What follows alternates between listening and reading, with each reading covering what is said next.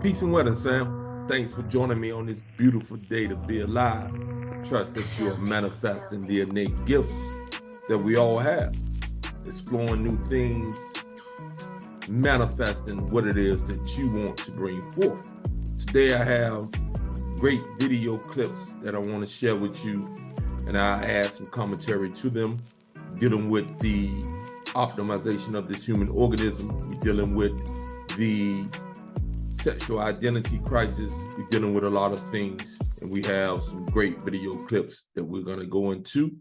Again, if you enjoy the clips, you enjoy the information, the channel, please subscribe. I'll be back to holler at you in just a second. So let's go and grab this first clip, all right? We're going to go and grab it, pop it up here for you, and then we're going to get it moving, all right? All right, let's get it moving. The chair now recognizes Dr. Grossman for 5 minutes for your opening statement. Sex is not assigned at birth.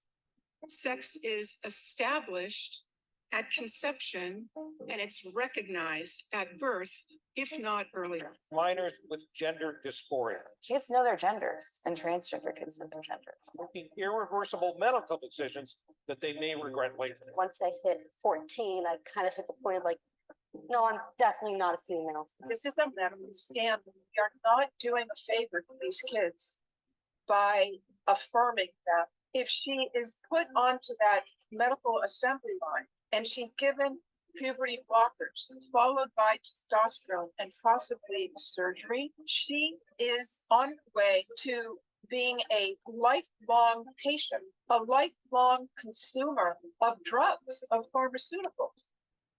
That is an interesting concept that she brought up. I never thought of this in this way, but it seems clear now that it's not only about the individual, the homosexual individual who is seeking to gender appropriate the opposite sex. It's not just about what they want, it's about money.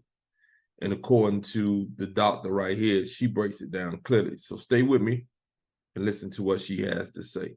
And again, we're not judging individuals in the way of casting aspersions on them. What we're doing is examining what it is and why this thing has taken off in the way that it has taken off. It's always deeper than just the surface. All right, let's jump right back into it. And that one child represents a profit of about $1 million to the drug companies. Can we talk about the double mastectomies, the castrations, the creation of these kind of sex holes, and you hear some of this stuff, and it's just really hard to know that that might be happening to these young children. What is this assembly line, and what are some of those things that are actually happening to these young kids? They take the tissue from the penis and the scrotum in order to construct that structure. But in these kids, these boys whose puberties have been blocked at an early time, they don't have enough tissue to make that so-called vagina. They have to borrow tissue from some other place in the body. Let kids grow up. Give them psychotherapy, give them support, give the family support. That is the way that we treat emotional disorders. We are talking about an emotional disorder. That's a powerful statement right there. She mentions emotional disorders, and this is deep. But this goes back to what it is that I've been saying for the longest, that this human organism has come under complete assault.